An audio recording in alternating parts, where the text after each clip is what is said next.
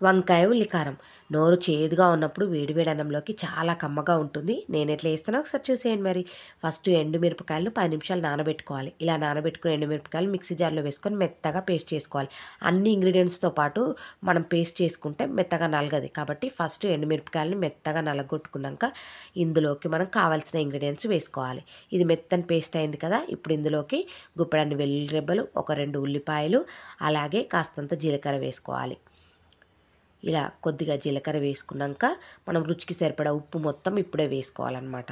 ఇలా వేసుకున్నాక దీన్ని మొత్తం మెత్తని పేస్ట్లా వేసుకొని పక్కన పెట్టుకొని ఇప్పుడు వంకాయల్ని చిన్న భాగాలుగా కట్ చేసుకొని ఈ విధంగా 4 ముక్కలుగా కట్ చేసుకోవాలన్నమాట విడిపోకుండా. ఇప్పుడు దీంట్లో మనం పేస్ట్ చేసుకున్న దాన్ని స్టఫ్ చేసుకొని పక్కన పెట్టుకోవాలి ఈ విధంగా. ఇప్పుడు స్టవ్ మీద కడాయి పెట్టుకొని కాస్త ఆయిల్ వేసుకొని, ఆయిల్ ఎక్కువనే పడుతుంది, ఇందులో జీలకర్ర పసుపు వేసుకొని ఇప్పుడు మనం స్టఫ్ చేసుకున్న వంకాయ ముక్కలు వేసుకొని ఫ్రై చేసుకోవాలి. మీడియం ఫ్లేమ్లో పెట్టుకొని మనం మూత పెట్టుకొని మగ్గనివ్వాలి. ఇలా కొద్దిసేపు అయినాక మగ్గుతుంది, 2 నిమిషాలకే మగ్గినాక మిగిలిన పేస్ట్ మొత్తం ఇప్పుడు ఇందులో వేసుకొని అలాగే కొద్దిగా ధనియాల పౌడర్ చల్లుకొని మరొక 2 నిమిషాలు వేగనిస్తే చాలా కమ్మని ఉల్లికారం రెడీ అయిపోతుంది అనమాట.